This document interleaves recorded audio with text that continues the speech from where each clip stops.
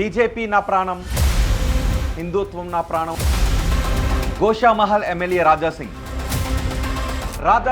రాజకీయ అడుగులు ఎటు ఉండబోతున్నాయి? ఆర్ఎస్ఎస్కి ప్రత్యామ్నాయంగా ఇంకోటి వస్తుందా తెలంగాణలో? ఒక్కొక్క కాన్స్టిట్యున్సీలో కట్టర్ హిందూ కార్యకర్తల్ని ఒక సైన్యంని తయారు చేస్తారు. రాష్ట్ర బీజేపీపై అసంతృప్తితో ఉన్నారు. ఇక్కడ ఏదైనా చెప్పాలంటే పర్మిషన్ కావాలి.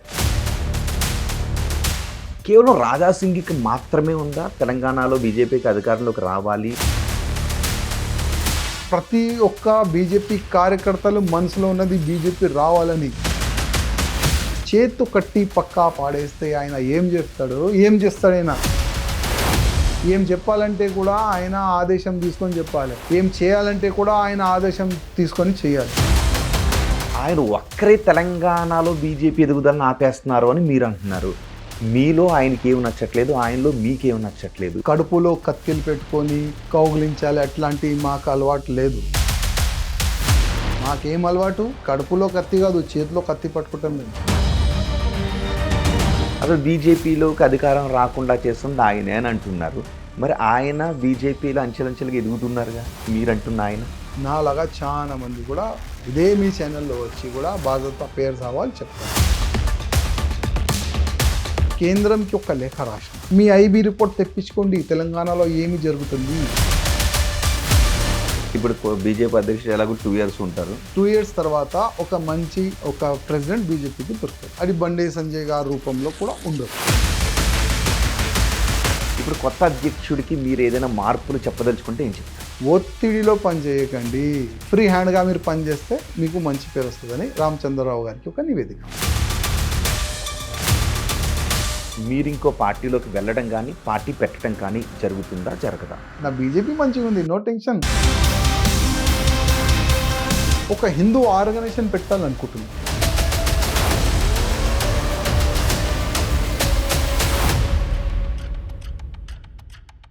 నమస్తే, వెల్కమ్ టు బిగ్ టీవీ.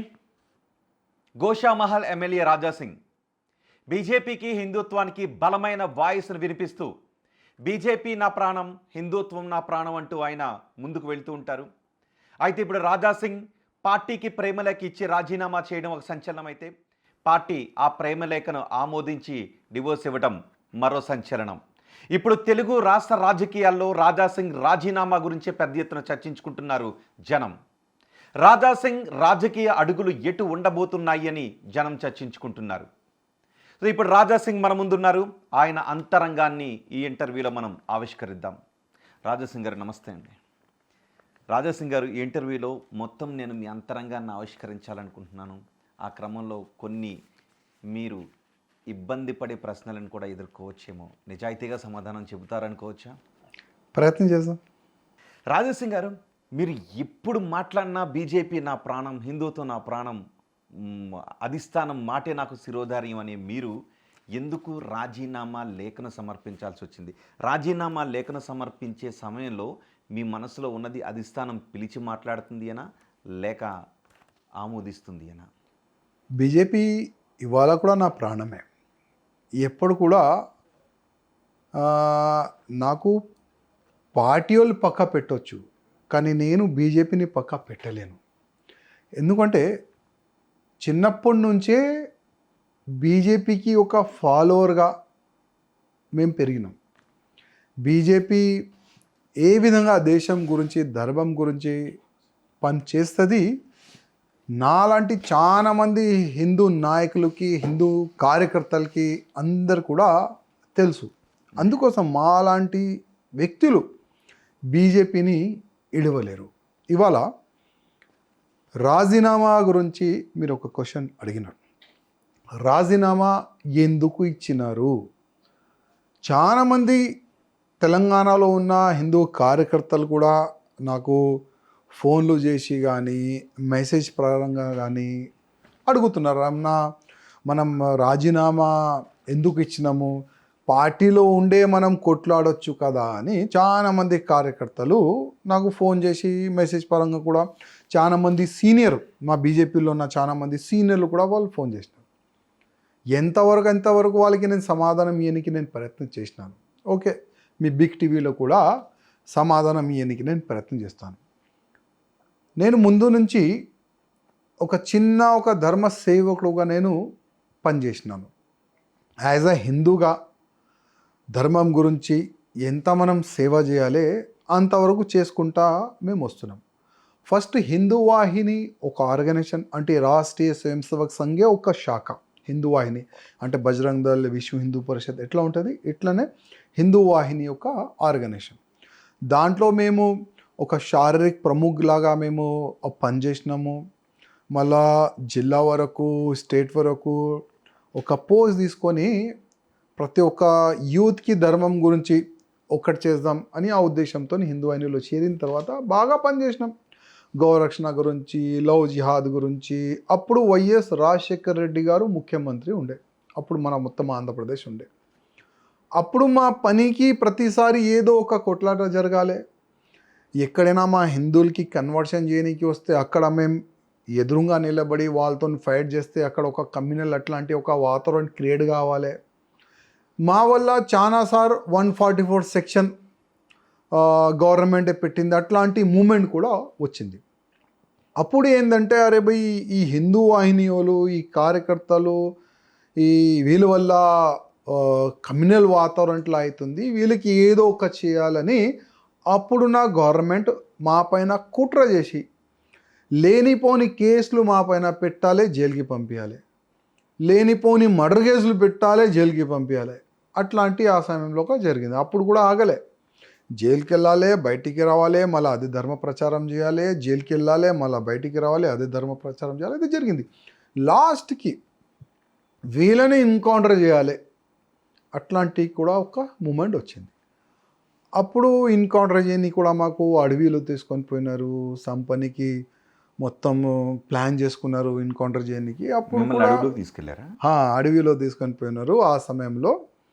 అప్పుడు మాకు ఎన్కౌంటర్ చేసేవాళ్ళు ఒక కట్టర్ హిందూగా ఆయన ఉండే. అంటే చాలామంది పోలీసు వాళ్ళు చూపెట్టరు, నేను కట్టర్ హిందూగా మాలాగా ఎవరు కూడా చూపెట్టరు, మనసులో ఉంటుంది.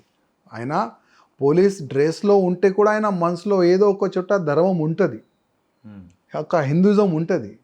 అప్పుడు ఆయనకి జస్ట్ ఏం ఆర్డర్ వచ్చింది, అరే భయ్ ఫలానా వాళ్ళు తీసుకొని పోయి ఎన్కౌంటర్ చేయాలి.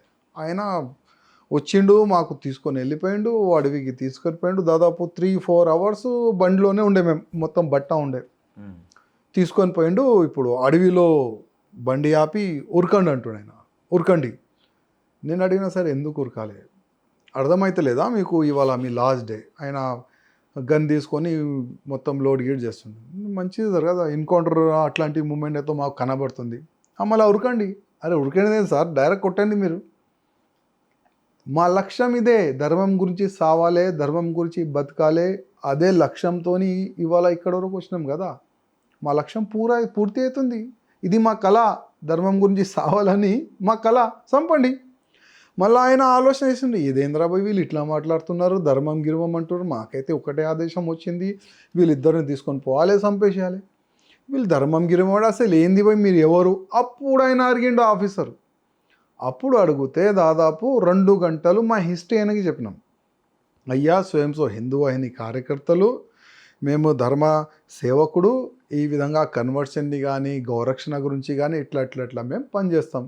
అప్పుడు ఆయన ఏంటంటే అరే భయ్, ఇది ఒక పెద్ద పాపం నా చేతి నుంచి అయిపోయేది, ఇది చాలా పాపం. ఒక ధర్మ సేవలకు ఒక ఎన్కౌంటర్ చేస్తే అది పాపం నాకే వస్తుందని ఆయన ఒక మంచి మనసు పట్టుకొని, వాళ్ళ దగ్గర ఒక 2-3 ఫోన్లు ఉంటాయి, కొన్ని లీగల్ కొన్ని ఇల్లీగల్, గన్లు కూడా అట్లనే ఉండాలని కూడా. మళ్ళీ ఆయన ఫోన్ నుంచి అప్పుడు TV9 కూడా చాలా బాగా ఫేమస్ ఉండే ఆ సమయంలో, కొన్ని ఛానల్స్ కూడా బాగా ఫేమస్ ఉండే. అప్పుడు కొన్ని ఛానల్స్కి అయినా లీక్ ఇచ్చిండు, ఫలానా హిందూ అయిన కార్యకర్తల్ని ఎన్కౌంటర్ చేయడానికి ఇవాళ ప్లాన్ చేసినారని. అప్పుడు స్కోలింగ్ వచ్చింది. అప్పుడు స్కోలింగ్ వస్తే ఇమీడియట్గా అరే మీడియాకి ఎట్లా తెలిసింది ఈ ఇద్దరిని ఎన్కౌంటర్ చేస్తున్నారని, ఆపేసేయండి. అప్పుడు ఎన్కౌంటర్ ఆపేసినారు. మళ్ళీ మాకు అప్పుడు 2004లో జైల్లో వేసేసినారు 2 ఫేక్ మర్డర్ కేసులో. అప్పుడు 6 నెలల చెంచల్ కూడా జైల్లో ఉండే. జైలు నుంచి బయటకు వచ్చిన తర్వాత చాలామంది అరే భయ్ మీరు ఈ ఆర్గనైజేషన్లో ఉంటే కొద్ది మీకు లైఫ్ రిక్స్, మీరు బీజేపీలో వెళ్ళిపోండి, అక్కడనే స్టార్ట్ అయింది, మీరు బీజేపీలో వెళ్ళిపోండి. అప్పుడు మేము ఏం చేసినామంటే భయ్ సంఘ కార్యకర్తలు హిందూ అని అంటే సంఘ కార్యకర్తలు ఎట్లయినా 2009లో మున్సిపల్ కార్పొరేషన్ ఎలక్షన్ ఉన్నది. బీజేపీలో మనం చేరి ఈ మంగళ డివిజన్ ఇదే డివిజన్ అనుకోండి, ఇక్కడ నుంచి కార్పొరేట్ టికెట్ అడుగుతాం. ఎందుకంటే ఎవరు లేరు కదా క్యాండిడేట్. అప్పుడు మేము బీజేపీ పెద్ద నాయకులతో కలిస్తే అప్పుడు ఒక ఇన్ఛార్జ్ అని ఉండేది గోషామహల్ కాన్స్టిట్యున్సీకి. ఆ ఇన్ఛార్జ్ ఏమన్నాడంటే, అరే భయ్ మీరు పెద్ద రౌడీలు, మీ రౌడీలకి బీజేపీలో స్థానం ఎప్పుడు కూడా దొరకవు. మేము అనుకున్నాం ఈయన రౌడీ అంటుండు, అసలు మేము రౌడీ షీట్ ఎందుకు ఓపెన్ అయింది మాది, గౌరక్షణ లవ్ జిహాద్ దానికి ఆ పనికి మేము ఫైట్ చేసినాం. పోలీసు వాళ్ళు అప్పుడు రౌడీ షీట్ ఓపెన్ చేసినారు, దీనికి నా రౌడీ గిడి అంటున్నారు. కొద్దిగా డిసప్పాయింట్ అయ్యి మేము మా కార్యకర్తలు మళ్ళీ వచ్చి ఒక గుడి కాడ కూర్చున్నాము, ఏం చేద్దాం. అప్పుడు టీడీపీ కొంతమంది ఫ్రెండ్స్ కూడా ఉండే మాది. అరే భయ్ మనం టీడీపీ నుంచి ట్రై చేద్దాం. అరే భయ్ టీడీపీ చంద్రబాబు నాయుడు బీజేపీ వాళ్ళే వద్దంటే నాయుడు గారు ఎక్కడ ఇస్తారు భయ్, అరే ఒకసారి ట్రై చేద్దాం నడువని. మళ్ళీ ఇక్కడ ఇన్ఛార్జ్ ఉండే బుగ్గారావు గారు, పాపం ఆయన ఇప్పుడు లేడు, చనిపోయాడు. ఆయన ద్వారా state office TDP state office వెళ్తే అప్పుడు బుగ్గారావు గారు ఎక్స్ప్లెయిన్ చేసినారు, ఇట్లా ఉన్నది, టికెట్ ఇస్తే బాగుంటారు. ఇప్పుడు టీడీపీ ఇక్కడ ఎక్కువ స్ట్రాంగ్ లేకుండే ఈ కాన్స్టిట్యున్సీలో. అప్పుడు ఏంటంటే భయ్ మున్సిపల్ కార్పొరేషన్ ఎలక్షన్ కదా అని నాయుడు గారు బీఫామ్ ఇచ్చినారు, పోయి కొట్లాడినది. అప్పుడు బీజేపీ కాంగ్రెస్ టీడీపీ నుంచి నేను అప్పుడు పోటీ జరిగితే నేను గెలిచిన. ఫస్ట్ టైం 2009లో మున్సిపల్ కార్పొరేషన్ ఎలక్షన్లో నేను గెలిచిన. అంటే ఒకవేళ అప్పుడే బీజేపీ వాళ్ళు తీసుకుంటే నేను అప్పుడు బీజేపీ కార్పొరేటర్ అయ్యేది. దాని తర్వాత అదే గౌరక్షణ కార్పొరేటర్ అయిన తర్వాత అదే కన్వర్షన్ని ఆపాలి, అదే స్టైల్లో కొద్ది ఎగురుసుగా ఇంకా వెళ్ళాం. ఇంకా మా వల్ల ఏమైందంటే మొత్తం టీడీపీలో ఉన్న ఈ కడుగోలు నాయుడు సార్ ఇంటికా ధర్నా చేసినారు.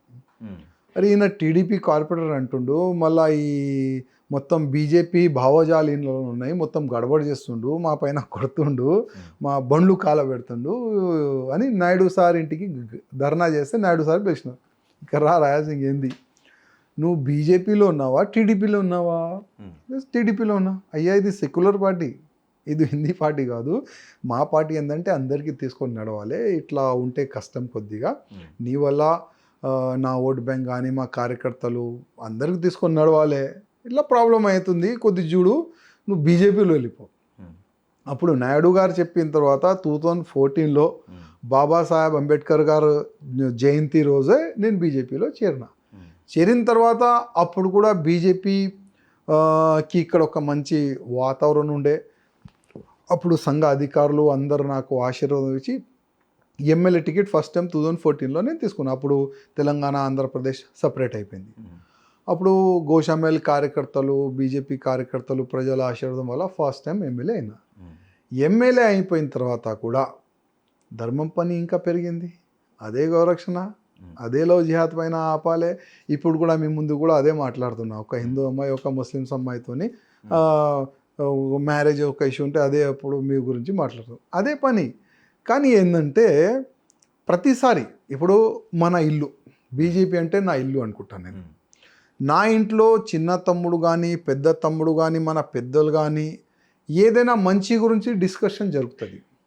ప్రతిసారి బీజేపీ బాగుపడాలి అట్లాంటి ఆశ పెట్టుకొనే మేము పనిచేస్తున్నాం. ప్రతిసారి మేము సజెషన్ ఇవ్వాలి, మా సజెషన్ని పక్కా పెట్టాలి. ప్రతిసారి ఏదో మా మనసులో ఉన్న బీజేపీ ఇట్లా క్యాండిడేట్ పెడితే బాగుంటుంది, మనం ఇట్లా జిల్లాలో వెళ్తే బాగుంటుంది, మా సజెషన్ని పక్కా పెట్టాలి. 11 ఇయర్స్ 3 సార్లు ఎమ్మెల్యే అయినా జస్ట్ ఒక ఎమ్మెల్యే గానే ఉన్నాం మేము.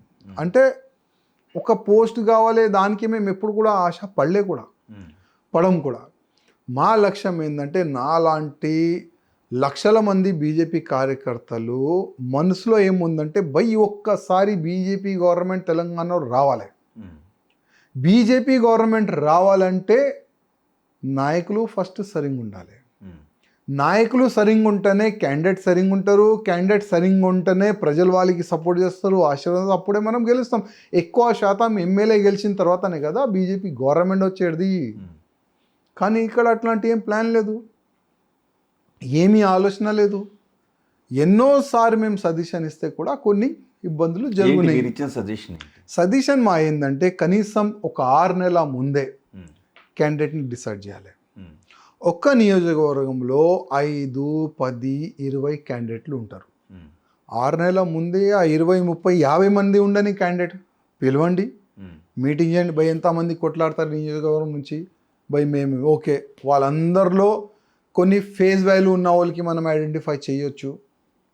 మంచి కార్యకర్తలు, మంచి వక్తలు, మంచి మాట్లాడే వ్యక్తి, కనీసం జనాల్లో పోయి అయినా ఒక 2 బీజేపీ గురించి, బీజేపీ స్కీమ్ గురించి, గవర్నమెంట్ వస్తే ఏం చేస్తాం దాని గురించి మంచి మాట్లాడే అట్లాంటి వ్యక్తుల్ని ఐడెంటిఫై చేసి వాళ్ళకి మనం ఏం టార్గెట్ ఇవ్వాలనుకున్నా, అంటే ఒకవేళ నా సజెషన్ అప్పుడు ఇచ్చిన వాళ్ళకి టార్గెట్ ఇవ్వాలి. అయ్యా ఇప్పుడు ఈ నియోజకవర్గం నుంచి మీ 5 మంది 10 మందిలో ఎవరికైనా మేము టికెట్ ఇస్తాం. ఎవరు జనాల్లో ఎక్కువ మంచి పని చేస్తే, ఎవరు ప్రజల వరకు వెళ్తే మళ్ళా మేము సర్వే చేస్తాం. కనీసం బీజేపీ జెండా మీరు ఇంటింటికి పంపించండి. జిల్లా జిల్లా అంటే ఆ కాన్స్టిట్యున్సీలో కోన వరకు బీజేపీ జెండా పెట్టండి. బీజేపీ కార్నల్ మీటింగ్ పెట్టండి. బీజేపీ కూడా ఇక్కడ ఉన్నది, ఆ విధంగా మీరు ప్రొజెక్ట్ చేయండి. 6 నెలల ముందే మనం ఆ 5 మంది 10 మందిని టార్గెట్స్ వాళ్ళు ఉరుకుతారు. వాళ్ళు లాస్ట్కి మరి మొన్న ఎన్నికల్లో బీజేపీ టికెట్ ఇచ్చిన నాయకులు అందరూ ఎవరు? మొన్న అంటే ఇప్పుడు ఒక మాట అండి, ఇప్పుడు నాకు ఎక్కడి వరకు పరిమితం చేసినారు? గోషామేల్ వరకే. నాకు ఎక్కడి వరకు పరిమితం చేసినారు? గోషామేల్ వరకే. నాంపల్లి పక్కనే కాన్స్టిట్యున్సీ, అక్కడ ఏమవుతుంది నేను చెప్పలేను. అక్కడ క్యాండిడేట్ ఎవరు ఉంటారు అది కూడా నేను డిసైడ్ చేయలేను. కనీసం సజెషన్ కూడా ఇవ్వలేను నేను. ఆ విధంగా పరిస్థితి ఇక్కడ ఉన్నది. ఇంకో కాన్స్టిట్యున్సీ ఉన్నది, ఇంకో కాన్స్టిట్యున్సీ ఉన్నది, చార్మినార్ కాన్స్టిట్యున్సీ ఉన్నది, కార్వన్ కాన్స్టిట్యున్సీ ఉన్నది. ఇది హైదరాబాద్ పార్లమెంటులో వస్తుంది ఒక కాన్స్టిట్యున్సీ. కనీసం అక్కడిక్కడ ఎవరు ఉండాలి, ఎవరు ఎమ్మెల్యేకి ఇస్తే బాగుంటుంది, నో డిస్కషన్.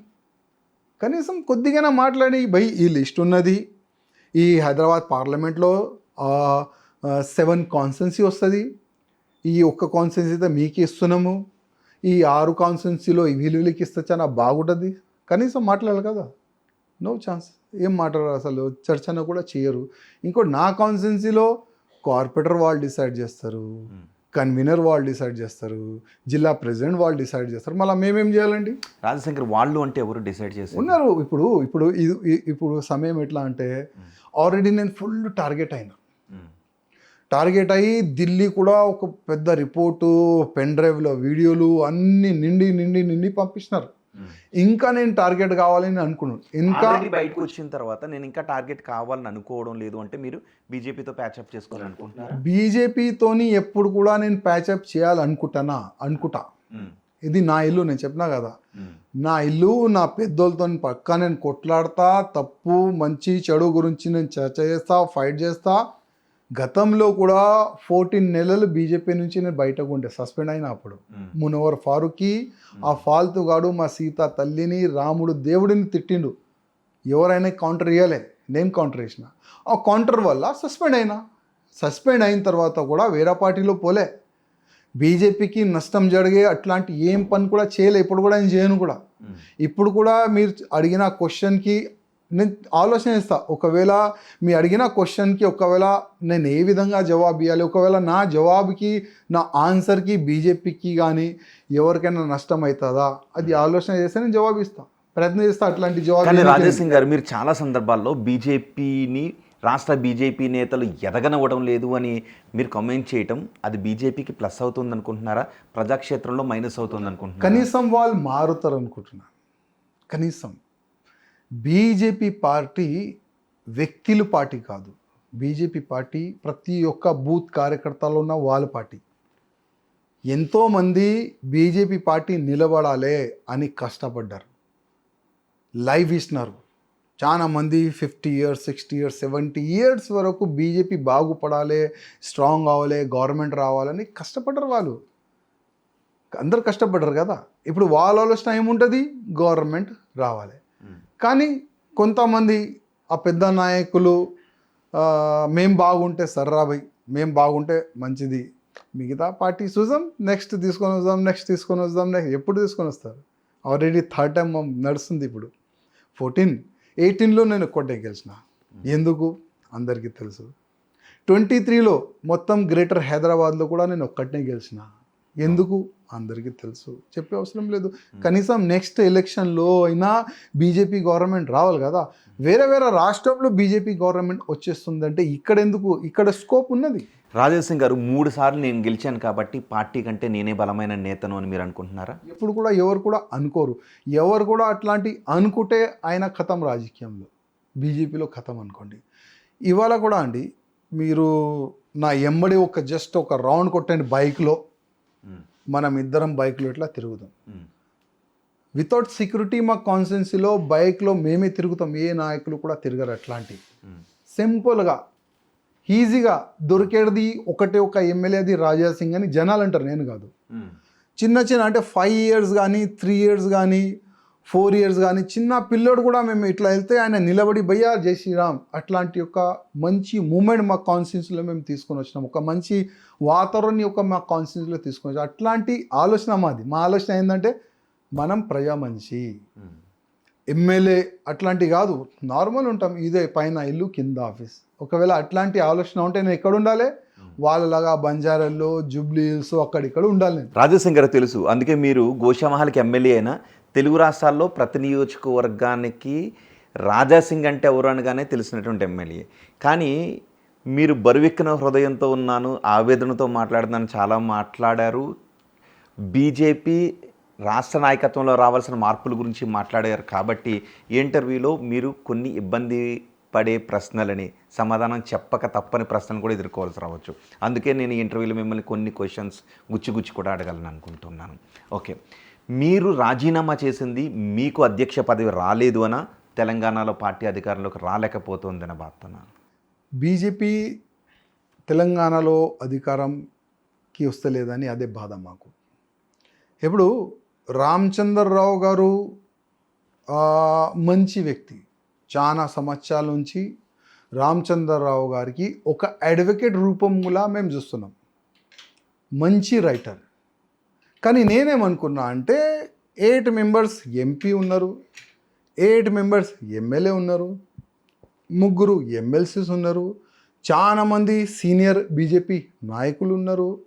వాళ్ళ దాంట్లో ఎవరికైనా ఒక అగ్రెసివ్ వ్యక్తి అంటే ఒక ఫైటర్కి తెలంగాణ బీజేపీ ప్రజెంట్ చేస్తారేమో అని నేను అనుకున్నప్పుడు నేను 3-4 days నుంచి టీవీ వాచ్ చేస్తున్నా. మీరు చెప్పే ముందు ఈ క్వశ్చన్ మళ్ళీ అడుగుతాను, ఎవరిని చేస్తారని అనుకున్నారు? ఎవరిని చేస్తారు నేను అనుకోలే. ఎందుకంటే 3-4 members 5 members 6 members పేర్లు మీ మీడియాలోనే నడుస్తుంది. ఈటెల గారికి కానీ, అరవింద్ గారికి కానీ, రఘుభాయ్కి కానీ, బండి సంజయ్ గారికి కానీ, అట్లాంటి ఒక 4 పేరు చాలా మంచి జరిగింది. నేను ఎవరికి అనుకున్నా అంటే బండి సంజయ్ గారికి చేస్తారు అని నేను అనుకున్నా. బండి సంజయ్ గారికి చేస్తే 200% నెక్స్ట్ గవర్నమెంట్ వచ్చేది బీజేపీ నేను అనుకున్నాను. చాలా మందికి నేను ఫోన్ చేసి కూడా చెప్పినాను, నెక్స్ట్ బీజేపీ గవర్నమెంట్ రావాలంటే బండి సంజయ్ గారికి ప్రజెంట్ చేస్తే చాలా బాగుంటుంది. చాలా మందికి నేను రిక్వెస్ట్ చేస్తున్నాను. బండి సంజయ్కి మరోసారి ప్రెసిడెంట్ పదవి ఇస్తే బాగుండేది అనుకున్న మీరెందుకు నామినేషన్ వేయాలనుకున్నారు? మీరెందుకు నేను నామినేషన్ పత్రంలో 3-2 సంతకం పెడితే మిగతా వాళ్ళని బెదిరించి పంపించారు అని మీరెందుకు అన్నారు? ఇప్పుడు బండి సంజయ్ గారు ప్రెసిడెంట్ అవుతారు నేను అనుకున్నా. కానీ లాస్ట్ మూమెంట్లో అంటే రేపు డిక్లరేషన్ అనుకోండి, ఇవాళ నైట్ టీవీలో ఒక పేరు నడుస్తుంది, అది రామచంద్రరావు గారిది పేరు నడుస్తుంది. నేను అనుకున్నా అసలు ఇది ఏమవుతుంది. రామచంద్రరావు గారు గతంలో సిటీ ప్రెసిడెంట్ ఉండే ఆయన. అప్పుడు కూడా రామచంద్రరావు గారు చాలా ఇబ్బందిలో పడ్డారు. అప్పుడు ఎందుకు ఇబ్బందిలో పడ్డారు అంటే ఆయనకి పని చేయనియరు, ఆయనకి ఒక లబరీ స్టాంప్ లాగా అప్పుడు తయారు చేసినారు కొంతమంది, పేరు చెప్పండి మళ్ళీ మీరు ఎంతైనా అడగండి. అప్పుడు కూడా రామచంద్రరావు గారికి లబరీ స్టాంప్ లాగా తయారు చేసినారు. ఎందుకంటే నా కాన్స్టిట్యున్సీ గురించి చెప్తా. అప్పుడు రామచంద్రరావు గారు సిటీ ప్రెసిడెంట్ ఉండే, నా కాన్స్టిట్యున్సీ నేను ఎమ్మెల్యే. ఇక్కడ డివిజన్ ప్రెసిడెంట్ ఎవరు డిసైడ్ చేస్తున్నారు? వాళ్ళు. ఇక్కడ కన్వీనర్ ఎవరు డిసైడ్ చేస్తున్నారు? వాళ్ళు. ఇక్కడ ప్రతి ఒక్క డివిజన్కి కార్పొరేట్ టికెట్ ఎవరికి ఇస్తున్నారు? వాళ్ళు మనుషులకి. మళ్ళీ నేను ఇక్కడ ఎమ్మెల్యేగా ఏం చేయాలి? మీ ముఖాలు చూడాలా? నేనంటున్నా మీ కాన్స్టిట్యున్సీలో మీ డివిజన్ ప్రెసిడెంట్ మీరు డిసైడ్ చేస్తారు, కన్వీనర్ మీరు డిసైడ్ చేస్తారు, జిల్లా ప్రెసిడెంట్ మీరు డిసైడ్ చేస్తారు. మళ్ళీ నా కాన్స్టిట్యున్సీ పైన ఇంత దృష్టి మీరు ఎందుకు పెడుతున్నారు? ప్రతిసారి ఫస్ట్ సెకండ్ థర్డ్ ప్రతిసారి ఇదే ఇబ్బంది. నా కాన్స్టిట్యూన్సీలో ఎందుకు పెడుతున్నారు? మళ్ళొక్కసారి రామచంద్రరావు గారు ఇప్పుడు స్టేట్ ప్రెసిడెంట్ అయినారు. నేను ఏమనుకున్నాను అంటే మళ్ళీ అదే అవుతుంది. గతంలో ఎట్లా అయింది, ఇప్పుడు కూడా అదే అవుతుంది. కొంతమంది రామచంద్రరావు గారికి నడిపిస్తారు, అది నడవద్దు. అదే ఉద్దేశం. దాంట్లో ఒక మంచి ఉద్దేశం ఉండే. భయ్ రామచంద్రరావు గారు పేరు వస్తుంది, ఆయనకి బలవంతంగా ప్రెసిడెంట్ రేస్లో ఆయనకి దొబ్బుతున్నారు. ఎందుకంటే ఎవరు కూడా వస్తలేరు, భయపడి వస్తలేరా లేకపోతే వాళ్ళకి ఆపేసినారా అన్నీ ఆలోచన చేసి నేను స్టేట్ ఆఫీస్ వచ్చిన. భయ్ అసలు ఏం నడుస్తుంది? అక్కడ మా బండి సంజయ్ అన్న కలిసిండు. అన్న అసలు ఏమి నడుస్తుందన్న అడిగిన. రామచంద్రరావు గారికి డిసైడ్ చేసినాము. ఎవరు డిసైడ్ చేసినారని అడిగినాను. అది నాకు తెలియదు అన్నాడు ఆయన. మళ్ళీ తెలియక ఎట్లా అన్న, ఇది పార్టీ మన పార్టీ కదా, మన పార్టీకి ఎంత స్ట్రాంగ్ చేయాలని మీరు నేను ప్రతి ఒక్క బూత్లో అందరు కూడా కష్టపడుతున్నారు కదా, మళ్ళీ ఒకవేళ తప్పు జరిగితే దానికి మనం ఎట్లా ఊకుదామన్నా అని ఒక మాట సంజయ్ గారికి చెప్పిన. ఇప్పుడు సంజయ్ గారు అంటే అప్పుడు ఆ సమయంలో ఎక్కువ అయినా మాట్లాడలే, ఎందుకంటే కొద్ది మీటింగ్స్లో ఉండే ఆయన అక్కడ బిజీ అయిపోయాడు. మళ్ళీ మా అభయ పాటిల్ గారు ఇక్కడ ఇన్ఛార్జ్ ఆయన వచ్చిండు, ఆయన కూడా చెప్పిన సార్ ఇట్లా కొద్ది తప్పు అవుతుంది, మా బండి సంజయ్ గారికి మీరు ప్రెజెంట్ చేయండి, చాలా మంచిగా ఉంటుంది. ఇప్పుడు నెక్స్ట్ ఒక మంచి మూమెంట్ ఉన్నది, జనాలు బీజేపీ వైపు చూస్తున్నారు, బీజేపీకి ఓటేనికి జనాలు రెడీ ఉన్నారు. ఇట్లాంటి సమయంలో మనం కొద్ది తప్పు డిసిషన్ తీసుకుంటే మన పార్టీకి నష్టం అంటే, సార్ మా చేతిలో కూడా ఏం లేదు, మేము కూడా చెప్పినాం కానీ మా మాట వింటలేరు, మేము కూడా ట్రై చేస్తాం సార్, ఏం బాధపడకండి అని ఆయన కూడా పాజిటివ్ మాట్లాడాడు. దాని తర్వాత నేనేం చేసిన అంటే ఒక 12 మంది నాకు సపోర్ట్ చేసే అట్లాంటి 12 మంది అక్కడనే మేము జమ చేసినాం. జమ చేస్తే ఇప్పుడు కొంతమంది ఆల్రెడీ దృష్టి మా పైన ఉండే, అసలు రాజసింగ్ ఏం చేస్తుండు, ఎవరితో కలుస్తుండు, ఆయన సపోర్ట్గా ఎవరు వచ్చినారు, వాళ్ళు దృష్టి పట్టి చేసినారు. ఏంటంటే 8 మందిని పైన మీటింగ్కి తీసుకొని వెళ్ళిపోయినారు. తీసుకొని పోయి వాళ్ళకి ఎక్కడనే లాక్ చేసినారు. రాజసింగ్కి మనం సంతకం పెట్టొద్దు, పోకూడదు, ఇది ఫలానా వాళ్ళ ఆదేశం. అంటే ఆదేశం వచ్చిన తర్వాత వాళ్ళు అందరికీ పదవి కదా, భయపడి వారు కింద రాలే. 3 సంతకం పెట్టినారు. నేను 8 మందికి మేము పంపిణీకి మా కార్యకర్తల్ని పంపిస్తే, లేదు సార్ వాళ్ళు పోవద్దు అన్నారు, పోతే మళ్ళీ మా పైన యాక్షన్ తీసుకుంటా అన్నారు. ఇట్లా వాళ్ళకి బెదిరిస్తా. ఓకే పాపం వాళ్ళు రాలేదు. ఇప్పుడు నేనేం చేసిన అంటే కనీసం 10 మెంబర్స్ అయితే సపోర్ట్ ఉండాలి కదా. ఇప్పుడు మంత్రి వాళ్ళు ఉండే కర్ణాటక నుంచి వచ్చిన వాళ్ళకి చెప్పిన ఇట్లా ఇష్యూ జరిగింది, సంతకం పెట్టే వాళ్ళు వస్తే కూడా వాళ్ళకి ఇక్కడ నుంచి వాళ్ళు పైన లాక్ చేసినారు, పంపించేసినారు, ఇది చాలా తప్పు జరిగిందని మేడంకి ఆ పేపర్ ఇచ్చి కిషన్ రెడ్డి గారు ఉండే అప్పుడే మొత్తం తమాషా చూసుకొని అక్కడనే మేము రిజైన్ లెటర్ తయారు చేసి కిషన్ రెడ్డి గారుకి చేతికి మేము రిజైన్ ఇచ్చేసినాం. ఎందుకంటే కిషన్ రెడ్డి గారి చేతిలోనే బీజేపీ వచ్చిన 2014లో. సార్ మీ చేతిలో నేను బీజేపీ వచ్చినాను, మీ చేతికే రిజైన్ ఇచ్చి బయటికి పోతాను, కిషన్ రెడ్డి గారికి లెటర్ ఇచ్చి నేను బయటకు వచ్చినాను. కానీ తెలంగాణ బీజేపీలో ఏం జరుగుతుందో రాజాసింగ్కి తెలిసినంత కేంద్రానికి తెలియదని అనుకుంటున్నారు అధిష్టానానికి? అధిష్టానంకి కొంతమంది తప్పుగా అప్డేట్ చేస్తున్నారు. నేను రిజైన్ ఇచ్చిన దాని వెనుక కూడా ఒక ఉండే. నేనేమనుకున్నా అంటే కనీసం నేను రిజైన్ ఇచ్చిన తర్వాత ఇప్పుడు కేంద్రం అండి ఒక చిన్న కార్యకర్త కూడా ఇడవాలి అని ఒప్పుకోదు. ఒక చిన్న కార్యకర్త కూడా వాళ్ళు ఇడవరు, ఎందుకంటే ఒక కార్యకర్త తయారు చేయడానికి చాలా టైం పడుతుంది. అట్లాంటి ఒక తయారయ్యే కార్యకర్తకి వాళ్ళు ఇడవరంటే ఒక ఎమ్మెల్యేకి ఎట్లా ఇడుస్తారు, కష్టం ఉండేది నా క్యాల్కులేషన్. నేనేమనుకున్నా రిజైన్ ఇచ్చిన తర్వాత కనీసం కేంద్రంలో ఎవరైనా పిలిచి అసలు ఏంది ప్రాబ్లం అడుగుతారు అనుకున్నా, లేకపోతే ఇక్కడ ఉన్న ఇన్ఛార్జ్ వాళ్ళకి నేను చెప్పిన ప్రాబ్లం అయినా మొత్తం రాసుకొని కేంద్రంకి సబ్మిట్ చేస్తారేమో అని అనుకున్నా. అట్లాంటి ఏమీ కూడా జరగలేదు. నేను రిజైన్ ఇచ్చిన తర్వాత ఒక మూవీ జరిగింది.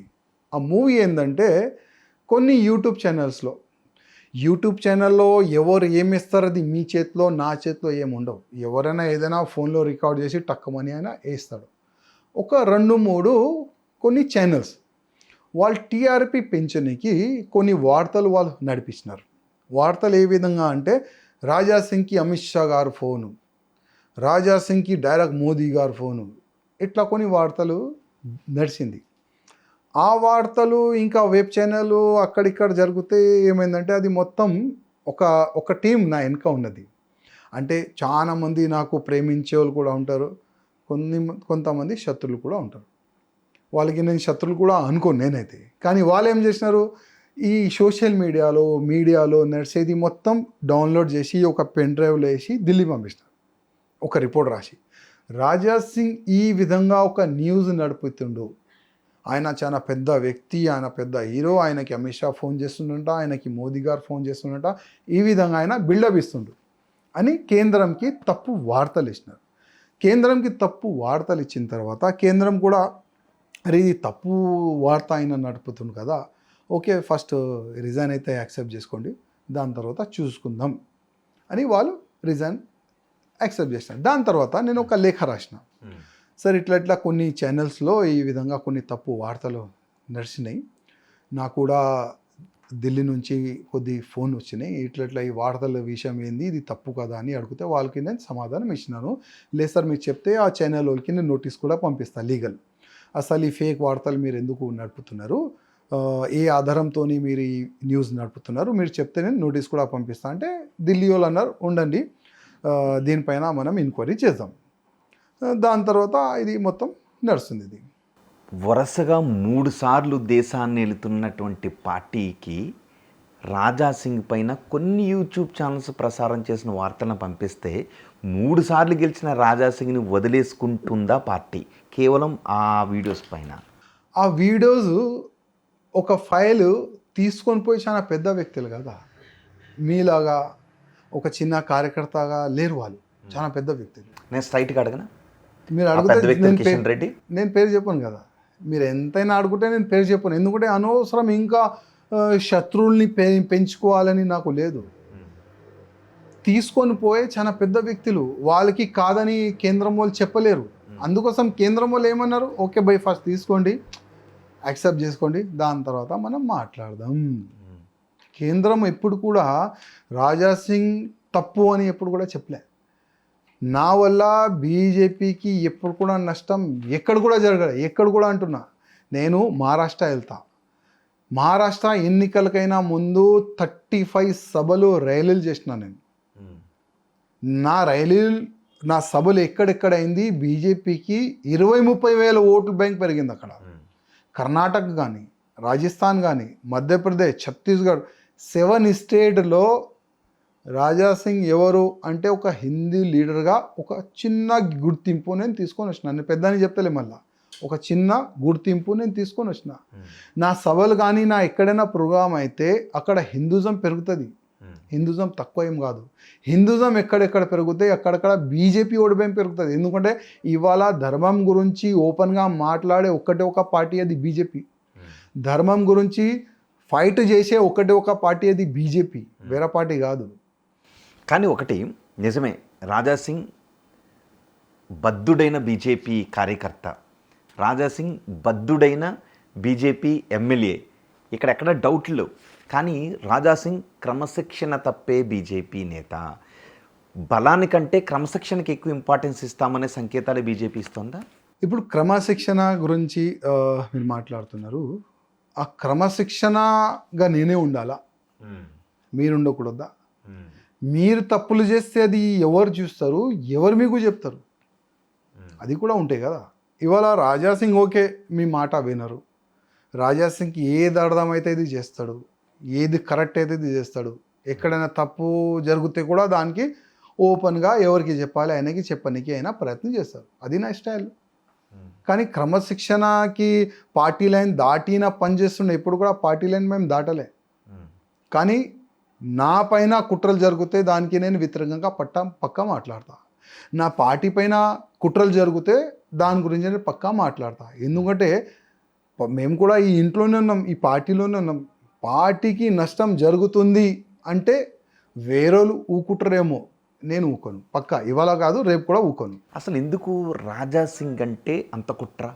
రాజా సింగ్ అంటే ఎందుకు కుట్ర అంటే, ఎవరు కుట్రలు చేస్తారో ఒకసారి ఎప్పుడైనా మీ దృష్టిలో వాళ్ళు వస్తే వాళ్ళకి అడగండి మీరు. నేనైతే ఇప్పుడు కూడా ప్రతి ఒక్క నాయకుడు, ప్రతి ఒక్క కార్యకర్త మా ఓడు, మా పెద్దోళ్ళు, ఆ ఫీలింగ్తో నేను ముందుకెళ్తున్నా. ఆ ఫీలింగ్తో ఇవాళ నేను ఎంత ఇబ్బందిలో ఉన్నా నేను ఎవరికి చెప్పలేను. అంత ఇబ్బందిలో మేము ఇవాళ ఉన్నాం. ఏ ఇబ్బంది? చాలా ఇబ్బంది ఉన్నాయి. ఫైనాన్షియల్గా కానీ, ఫిజికల్గా కానీ, కార్యకర్తల పరంగా కానీ, కుట్రల పరంగా కానీ. రాయసింగ్ అగ్నిష్ టీం తయారు చేస్తున్నారు కాన్స్టిట్యున్సీలో. రాయసింగ్ అగ్నిష్గా జిల్లాలో ఒక టీం తయారు చేస్తున్నారు. జరుగుతున్నాయి. ఎందుకు ఇప్పుడు నేను బీజేపీ బయట కదా, ఒక ఇండిపెండెంట్ ఎమ్మెల్యే కదా, జరుగుతున్నాయి. ఏం చేస్తాం? ఏం చేయలేము కదా. జరగని ఎంతవరకు కుట్రలు చేస్తారు. 14లో కుట్రలు జరిగినాయి. ఏమైంది? ఏం కాలే కదా, గెలిచినాం. డైరెక్ట్ ప్రజల్లో ఉంటాం మేము. ప్రజా ఆశీర్వాదం డైరెక్ట్ ఉంటుంది. బీజేపీ ప్రతి ఒక్క బూత్ కార్యకర్తలు సహకారం నాకు ఉంటుంది. అందుకోసం 2014, 18, 23లో గెలిచినాము. మీరు ఎంతైనా కుట్రలు చేసుకోండి. కుట్ర చేసేవాళ్ళు ఇవాళ ఎక్కడున్నారు నేను చెప్పలేను. ఎక్కడున్నారు నేను చెప్పలేను, చెప్పను కూడా. ఒక్కసారి మీ ఛానల్ ద్వారా కూడా వాళ్ళకి ఒక్క మాట చెప్పాలనుకుంటున్నా. ఇది మన పార్టీ. ఇవాళ లేకపోతే రేపు బీజేపీ గవర్నమెంట్ రావాలంటే కొద్ది మనసు పెద్ద చేయండి. ఇవాళ వేరే పార్టీ ఇడిచి బీజేపీలో చాలా మంది చేరుకున్నారు. నాగం జనార్దన్ రెడ్డి వెళ్ళిపోయినారు, జితేందర్ రెడ్డి గారు వెళ్ళిపోయినారు, విజయ్ శాంతి గారు వెళ్ళిపోయినారు. చాలా మంది వేరే పార్టీ నుంచి, చాలా మంది వేరే పార్టీలో నుంచి బీజేపీలో వచ్చిన వాళ్ళందరూ వెళ్ళిపోయినారు. ఇంకా కొంతమంది మిగిలినారు. వాళ్ళు కూడా ఎక్కడ పోవాలే అయోమయంలో ఉన్నారు పాపం. వాళ్ళు ఎవరు ఎమ్మెల్యేలా, ఎంపీలా, ఎవరైనా ఉండొచ్చు, బయట వాళ్ళు ఎవరైనా ఉండొచ్చు. చాలా మంది ఎమ్మెల్యే గెలిచినారు. వితౌట్ కెమెరా ఒక్కసారి వాళ్ళతో కలవండి. నా బాధ వాళ్ళ బాధ సేమ్ ఉంటుంది. ఇవాళ నేను చెప్తున్నా, నేను ఎంత బాధలో ఉన్నా కదా, సేమ్ నా బాధ వాళ్ళ బాధ ఒక్కటే ఉంటుంది. వాళ్ళ జిల్లాలో కూడా, వాళ్ళ కాన్స్టిట్యున్సీలో కూడా ఇదే చేస్తున్నారు వీళ్ళు. నా మనిషి, నీ మనిషి. మీ అయ్యా మనిషా? మీ అయ్యా పార్టీయా? కాదు కదా, అందరిది పార్టీ. ఇప్పుడు నా కాన్స్టిట్యున్సీలో నాకు మీరు ఫ్రీడమ్ ఇవ్వకపోతే నెక్స్ట్ నేను ఎట్లా ఫైట్ చేయాలి? ఇక్కడ కష్టం కదా. మీ కాన్స్టిట్యున్సీలో మీ వ్యక్తి ఉండాలి, మా కాన్స్టిట్యున్సీలో మా కార్యకర్తలు ఉండకూడదా? ఇవాళ ఒక బాధ అండి. పార్టీ ఇక్కడ వరకు వచ్చిందంటే అది కార్యకర్తల వల్లనే. అట్లాంటి కార్యకర్తలకి ఎందుకు టికెట్ ఇయ్యరు? అట్లాంటి కార్యకర్తలు ఎందుకు సర్పంచ్ కావద్దు? అట్లాంటి కార్యకర్తలు ఎందుకు కార్పొరేటర్ కావద్దు? అట్లాంటి కార్యకర్తలు ఎందుకు ఎమ్మెల్యే కావద్దు? ఎందుకు మనం వేరే పార్టీ నుంచి ఎవరైనా వస్తారా చూస్తాం? ఎందుకు ఆ కార్యకర్తని మనం లేపనికి ఎందుకు ట్రై చేయం? ఎందుకు ఆ కార్యకర్తల్ని మనం ఎందుకు స్ట్రాంగ్ మనం చేయం? ఇప్పుడు నేను బీజేపీ నుంచి బయట ఉన్నా కదా, ఇప్పుడు నా టార్గెట్ ఆ కార్యకర్తలే. ఆ కార్యకర్తల్ని స్ట్రాంగ్ చేయడానికి నేను ప్రయత్నం చేస్తా. ఒక హిందూ ఆర్గనైజేషన్ పెట్టాలనుకుంటున్నా.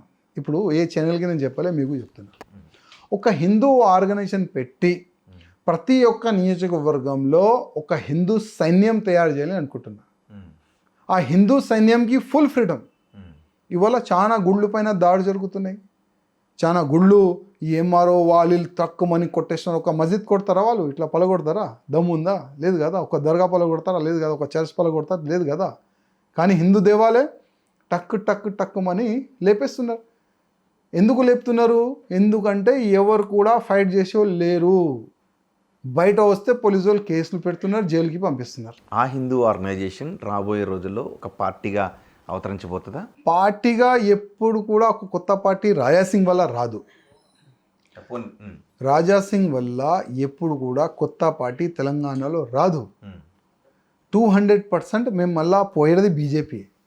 కానీ ఆ ప్రతి ఒక్క నియోజకవర్గంలో క్యాండిడేట్ ఎట్లాంటి ఉండాలి, అట్లాంటి క్యాండిడేట్లు మేము తయారు చేసి బీజేపీకి ఒక గిఫ్ట్ లాగా ఇస్తాం. అంటే ఆర్ఎస్ఎస్కి ప్రత్యామ్నాయంగా ఇంకొకటి వస్తుందా తెలంగాణలో? ఏమీ రాదు. ఇప్పుడు ఫస్ట్ ఏంది, ఇప్పుడు చాలామంది మీరు ఈ డబ్బు ఉన్న వాళ్ళు ఒక హిస్టరీ మీరు చూసినారు అనుకుంటా ఎక్కడక్కడ. నాకు పేరు యాదొస్తలేదు. ఒక చాలా పెద్ద బిజినెస్ మ్యాన్ కొడుకు, అంటే లక్షల రూపాయలు అయిన దగ్గర ప్రాపర్టీ ఉంటుంది, బిజినెస్ ఉంటుంది. కానీ ఆయన ఏం చేస్తాడు, ఫస్ట్ నువ్వు సింపుల్గా బయటికి వెళ్ళు, ₹1,00,000 నెలకి సంపాదించరా, అప్పుడు నీకు ఇన్ని లక్షల రూపాయలు ప్రాపర్టీ మేము ఇస్తాం అని కొన్ని ఫ్యామిలీ వాళ్ళు అట్లా చేసినారు. ఇప్పుడు కూడా నాదే అదే. బయటికి వచ్చినా కదా, నేను నా ప్రయత్నం చేస్తా. ఒక్కొక్క కాన్స్టిట్యున్సీలో కట్టర్ హిందూ కార్యకర్తల్ని ఒక సైన్యం నేను తయారు చేస్తా. సంఘ ఆశీర్వాదం తీసుకొని, బజరంగ్ దళ ఆశీర్వాదం, అందరిది ఆశీర్వాదం తీసుకొని నేను మంచి ఒక టీంని తయారు చేస్తా. తయారు చేసిన తర్వాత బీజేపీ క్యాండిడేట్ ఎట్లా ఉండాలి, సాధారణమైన ఒక కార్యకర్తని నేను తయారు చేసి వాళ్ళకి ఈయనకి నేను ప్రయత్నం చేస్తాను. ఆ క్యాండిడేట్ని, మీరు తయారు చేసిన క్యాండిడేట్ని బీజేపీ తీసుకోకపోతే ఆ క్యాండిడేట్తో పోటీ చేయిస్తారా మీరు? పోటీ ఏం చేయమండి, కానీ వాళ్ళకి చూపెడతాం, సర్వే చేపించుకో. సర్వే కూడా అవుతుంది కదా. ఇప్పుడు బీఆర్ఎస్ వాళ్ళు, కాంగ్రెస్ వాళ్ళు ఒక సర్వే చేపిస్తారు, మా క్యాండిడేట్ పేరు పైన కూడా సర్వే అవుతుంది కదా. ఇప్పుడు బీజేపీ నుంచి ఎవరికి టికెట్ ఇస్తే బాగుంటుంది ఒక కాన్స్టిట్యున్సీలో సర్వే జరుగుతుంది. మా మా ఒక మా మా హిందూ సైనికుడు పేరు పక్కా వస్తుంది ఆ సర్వేలో, నంబర్ 1లో. ఇప్పటికే మీరు ఒక ఎమ్మెల్యేగా ఉన్నారు, 3 సార్లు గెలిచిన ఎమ్మెల్యేగా ఉన్న మీరే మీ మాట వినట్లేనప్పుడు మీరు ఒక ఆర్గనైజేషన్ పెట్టి మా వాళ్ళని తీసుకోండి బీజేపీ క్యాండిడేట్గా అంటే మీరంటున్న ఆ వాళ్ళు, మీరు పేరు చెప్పడానికి ఇష్టపడి ఆ వాళ్ళు ఒప్పుకుంటారా? ఆ ఒప్పుకోకపోతే వీళ్ళని తీసుకోకపోతే అప్పుడు మళ్ళీ బీజేపీలోనే ఒక అంతర్యుద్ధానికి, మీరంటున్న హిందూ పార్టీస్లో ఒక అంతర్యుద్ధానికి దారితీసే అవకాశం లేదా? యుద్ధం కానీ అట్లాంటి ఏమీ కూడా అవకాశం రాదు. ఉత్తరప్రదేశ్ యోగి ఆదిత్యనాథ్ గారు ఫస్ట్ ఆయన ఆర్గనైజేషన్ ఏముండేది తెలుసా? హిందూ యువ వాహిని. యోగి ఆదిత్యనాథ్ గారిది ఒక పర్సనల్ ఒక హిందూయిజం పైన ఒక ఆర్గనైజేషన్ ఉండే, హిందూ యువ వాహిని. నేను కూడా హిందూ వాహిని కార్యకర్త. నా హిందూ వాహిని, ఆయన హిందూ యువ వాహిని. ఆ ఆర్గనైజేషన్ పెట్టుకొని ప్రతి ఒక్క నియోజకవర్గంలో ఒక సైన్యం తయారు చేసినారు యోగి ఆదిత్యనాథ్ గారు. ఆ సైన్యం తయారు చేసిన తర్వాత ఆ సైన్యమే మొత్తం కాన్స్టిట్యున్సీలో ప్రతి ఒక్క కార్యకర్తని అటాచ్ చేయాలి. మేమున్నాం అని ఆ కార్యకర్తలు ఆ కాన్స్టిట్యున్సీలో ఉన్న ప్రజలకి ఒక విశ్వాసం పెంచినారు. భయ్ మేమున్నాం మీ రక్షణ గురించి, మేమున్నాం మీ సేవ గురించి. ఒక మంచి టీం అయినా తయారు చేసిండు. సర్వే అయింది, సర్వేలో యోగి ఆదిత్యనాథ్ గారు టీమే నంబర్ 1 ఉండే. అప్పుడు యోగి ఆదిత్యనాథ్ గారు పేరు ఇచ్చిన వాళ్ళకే టికెట్ ఇచ్చినారు, గెలిచినారు కూడా గవర్నమెంట్ బీజేపీ. కానీ అక్కడి నేపథ్యానికి ఇక్కడ నేపథ్యానికి తేడా ఉంది కదా. ఇప్పుడు మీరు రాష్ట్ర బీజేపీపై అసంతృప్తితో ఉన్నారు, రాజీనామా లేఖను పంపించి ఆమోదించుకుని బయటకు వచ్చున్నారు.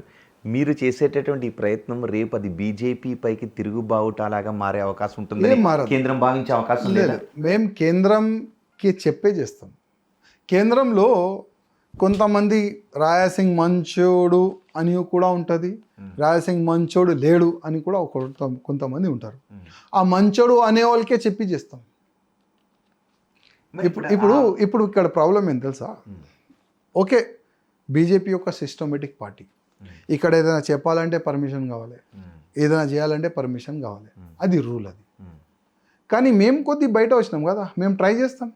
ఒక సైన్యం తయారు చేయడానికి ఒక ట్రై చేస్తాం. ఒక మంచి బీజేపీకి ఒక మంచి టీం ఇయనికి మేము ప్రయత్నం చేస్తాం. ఒకవేళ మా టీం కరెక్ట్ లేకపోతే వాళ్ళ ఇష్టం అంతే. దానికి మళ్ళీ ఇండిపెండెంట్గా కార్యకర్తని పెట్టాలి బీజేపీకి అంటే మళ్ళీ మా వాళ్ళు అప్పుడు ఏం కామెంట్ చేస్తారు తెలుసా? వీళ్ళు వెనక కాంగ్రెస్ వాళ్ళు ఉన్నారు, ఈయన వెనక బీఆర్ఎస్ వాళ్ళు ఉన్నారు, బీజేపీకి నష్టం గురించి ఈయన పనిచేస్తున్నాడు. అట్లాంటి కామెంట్ మళ్ళీ మా వాళ్ళే చేస్తారు. అందుకోసం అట్లాంటి నేను పని చేయను. ఇండిపెండెంట్గా కార్యకర్త నిలబడాలి అట్లాంటి కూడా నేను మాట చెప్పను. కానీ ఒక స్ట్రాంగ్ టీంని నియోజకవర్గంలో పెట్టడానికి నేను 100% ట్రై చేస్తాను. ఇప్పుడు మీరు వేరే ఏదో పార్టీలోకి వెళ్తున్నారు, మహారాష్ట్రలో ఒక పార్టీలోకి వెళ్ళబోతున్నారు, శివసేనలోకి వెళ్ళబోతున్నారు, లేదంటే ఇక్కడ ఇంకో పార్టీలోకి వెళ్ళబోతున్నారు అనే చర్చ జరుగుతుంది. ఒక విషయాన్ని క్లియర్గా బిగ్ టీవీ కెమెరాస్ ముందు చెప్పండి. మీరు ఒక అంటే ఇప్పుడు ఒక ఆర్గనైజేషన్ స్థాపిస్తున్నారు, ఓకే, అది కాకుండా మీరు ఇంకో పార్టీలోకి వెళ్ళడం కానీ పార్టీ పెట్టడం కానీ జరుగుతుందా, జరగదా? జరగదు. ఎందుకంటే శివసేన ఆల్రెడీ బీజేపీతో అలయన్స్, బీజేపీతోనే ఆల్రెడీ శివసేనలో ఉన్నాయి కదా. ఇప్పుడు మెయిన్ శివసేన అయితే ఉదయ్ మా ఈయన తీసుకుండు కదా, ఏక్నాథ్ షిండే గారు. మెయిన్ శివసేన ఏక్నాథ్ షిండే గారు తీసుకున్నారు, బీజేపీతో అలయన్స్. మిగతా బాలాసాహెబ్ ఠాకరే కొడుకులు వాళ్ళ దగ్గర శివసేన లేదు, ఒకటే శివసేన ఉన్నది. చలో టీడీపీ వెళ్దామంటే ఆల్రెడీ బీజేపీతో అలయన్స్. చలో జనసేన వెళ్దామంటే ఆల్రెడీ పవన్ కళ్యాణ్ గారు ఒక మంచి జబర్దస్త్ ఒక హిందూ లీడర్గా ఆయన ఆంధ్రప్రదేశ్లో తయారైండు, ఆయన కూడా బీజేపీతో అలయన్స్. అలయన్స్ ఉన్న పార్టీలో నేను ఎక్కడ వెళ్తా? నా ఇల్లే మంచిది ఉంది కదా, నా బీజేపీ మంచిగా ఉంది, నో టెన్షన్. బీజేపీలో నేను రేపంటే కూడా వెళ్ళొచ్చు, 100% వెళ్ళొచ్చు. కానీ వెళ్ళే ముందు నేను ఒక మంచి టీం తయారు చేసి వెళ్తా. వెళ్ళే ముందు మంచి నాయకులు తయారు చేయడానికి నేను ప్రయత్నం చేస్తాను. ఒకవేళ నేను ఒక 3 years నేను ప్రయత్నం చేస్తానండి. 3 yearsలో ఒకవేళ నేను పాస్ అయితే గవర్నమెంట్ తెలంగాణలో బీజేపీ గవర్నమెంట్ పక్కా వస్తుంది. ఫెయిల్ అయితే ఏం నష్టం లేదు. 3 సార్లు ఎమ్మెల్యే అయినా 4సారి కావాలనే ఇష్టం లేదు. 3 సార్లు పబ్లిక్ ఆశీర్వాదం ఇస్తుంది, గోషామల్ పబ్లిక్ జనాల ఆశీర్వాదంతో గెలిచిన. 4సారి చూద్దాం. కానీ ఈ నెక్స్ట్ వచ్చే ఎలక్షన్ వరకు ఒక మంచి సైన్యం తయారు చేయడానికి అయితే నేను పూర్తిగా ప్రయత్నం చేస్తాను. ఆల్రెడీ వర్క్ కొన్ని స్టార్ట్ అయింది. మెంబర్షిప్ ఎట్లా చేయాలి, ఎట్లా జిల్లా వరకు, కాన్స్టిట్యున్సీ వరకు, డివిజన్ వరకు ఎట్లా వెళ్ళాలి, కొన్ని ప్లానింగ్ నడుస్తుంది. ఒక నెలలో మళ్ళొక్కసారి మీ ఛానల్లో ఏంటి మోటివ్ ఏంటి, ఎలా ఉంటుంది వర్క్, ఎలా ఉంటుంది? ఫస్ట్ ధర్మం. ఇవాళ చాలా మంది హిందూ అమ్మాయిల్ని టార్గెట్ చేసి కన్వర్ట్ చేస్తున్నారు. దాన్ని ఆపాలి, కన్వర్షన్ని ఆపాలి. నా ఆవులని చంపి ఇక్కడ నుంచి మాంసం సప్లై చేస్తున్నారు, దాని గురించి ఫైట్ చేయాలి. ఇది చేసుకుంటా ఒక మంచి నాయకుడు, ఒక మంచి లీడర్ ప్రతి ఒక్క కాన్స్టిట్యున్సీలో పబ్లికే చెప్తారు ఈయన మంచి నాయకుడు అని. ఇప్పుడు ఈ గోషామహల్లో అంబర్పేట నుంచి కూడా ఒక నాయకుడిని తయారు చేస్తారు మీరు, అక్కడ నుంచి కూడా దాదాపు 119 అనుకో నా కాన్స్టిట్యున్సీ కూడా. 119 కాన్స్టిట్యున్సీలో ఒక మంచి సైన్యం నేను తయారు చేస్తా. దాంట్లో అంబర్పేట కూడా వచ్చింది కదా, పార్లమెంట్ కూడా వచ్చింది కదా, సికింద్రాబాద్, అన్నీ వచ్చినాయి. ప్రతి ఒక్క ఫ్రీ హ్యాండ్ ఇస్తా నేను. ఇట్లా చేతి కట్టి పక్క పడేది అది ఉండవు. ఫ్రీ హ్యాండ్ ఏం చేస్తారు జన్, నేను ఉన్నా మీ వెనక, అట్లాంటి ఫ్రీ హ్యాండ్ వచ్చి ఒక సైన్యం తయారు చేయడానికి ప్రయత్నిస్తాం.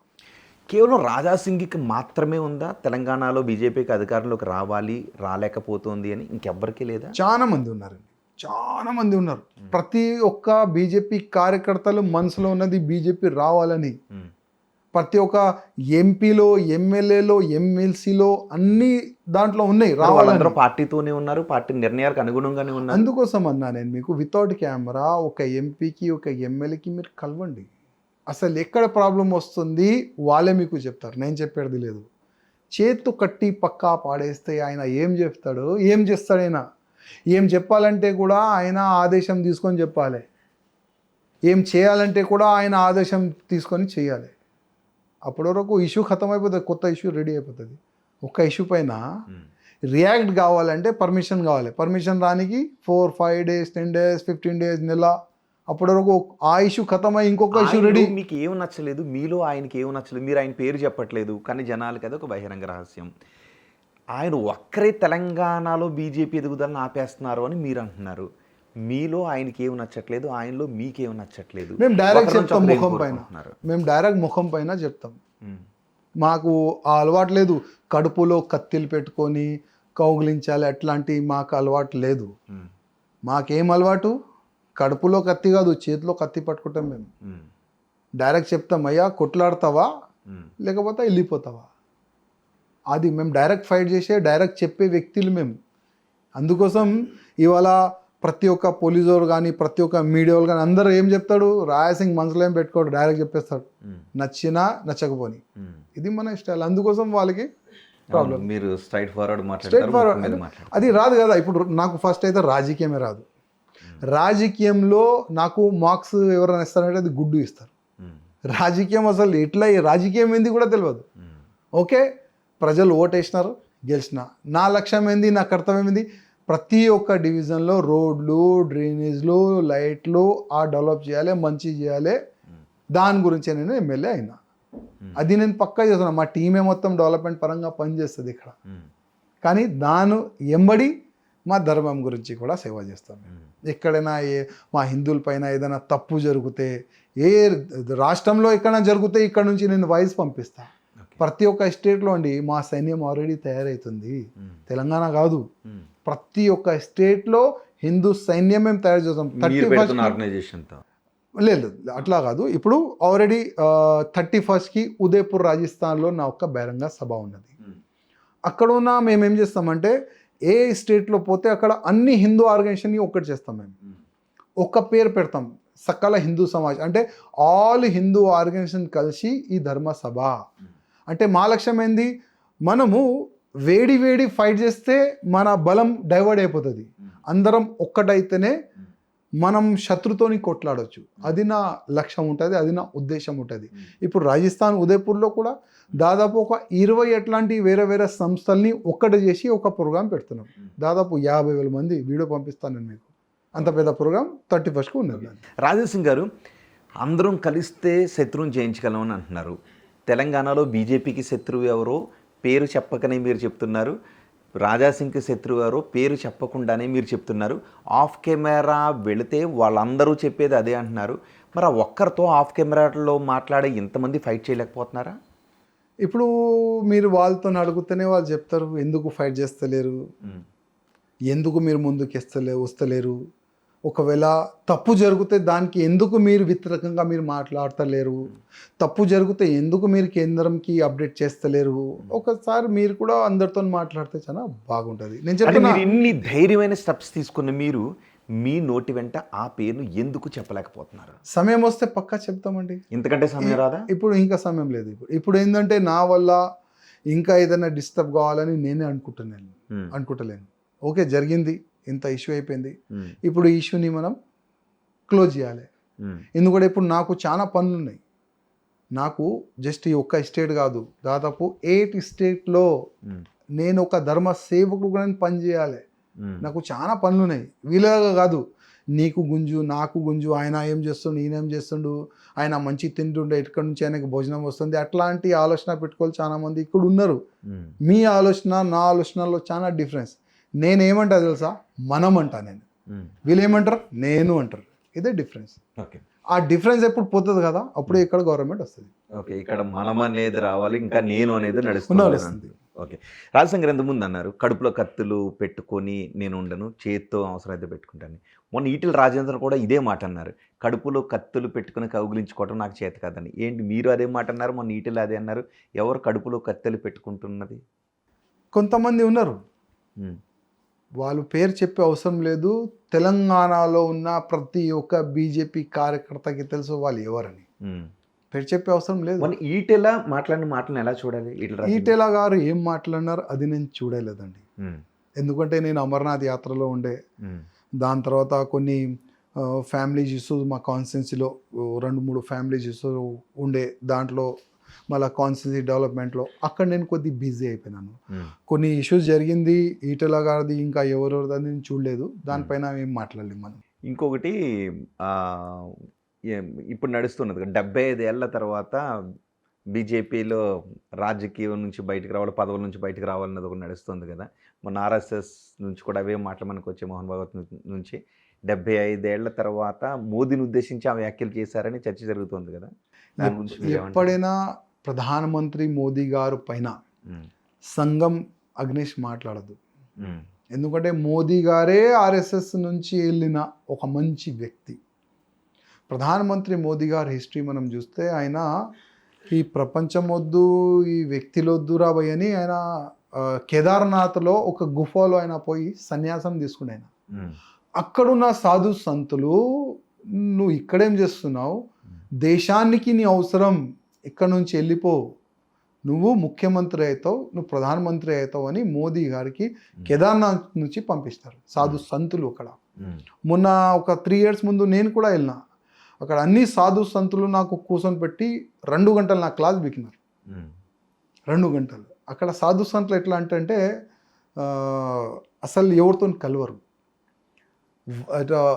ఐస్ పడితే ఐస్లో మొత్తం వాళ్ళు దాచిపోతారు, కానీ వాళ్ళకి ఏం కాదు.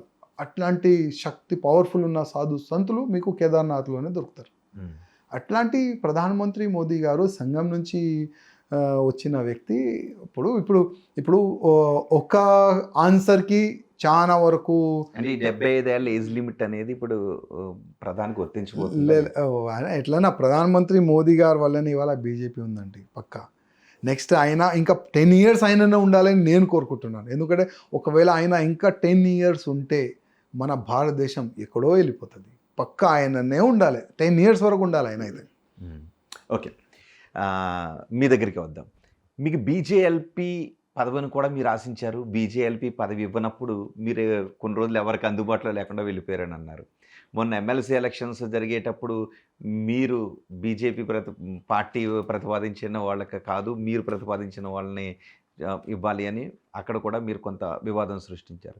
అలాగే జిల్లా పార్టీ అధ్యక్ష పదవుల విషయంలో కూడా గోల్కొండ విషయంలో కూడా మీ మాట చెల్లుబాటు కావట్లేదు అని మీరు కొన్ని పరుష పదజాలాలను కూడా వాడారు. చాలామంది విషయాలు బయట పెట్టాల్సి వస్తుంది అని. అంటే పార్టీలో మీరు ఎప్పటికప్పుడు చాలా సందర్భాల్లో బెదిరింపులకు దిగుతూ ఉన్నారు. అది అధిష్టానానికి నచ్చటం లేదు అని. బెదిరించాలే నాకు అలవాటు లేదు, కానీ నిజం చెప్పే ఆ బలం నాకున్నది. హ్మ్. ఫస్ట్ బీజేఎల్పీ ఆ పోస్ట్ గురించి మాట్లాడితే అప్పుడే అనుకున్నాం మేము ఎవరికి ఇస్తారని. హ్మ్. ఎందుకంటే మా కిషన్ రెడ్డి గారు ప్రెసిడెంట్ ఉండే కదా, హ్మ్.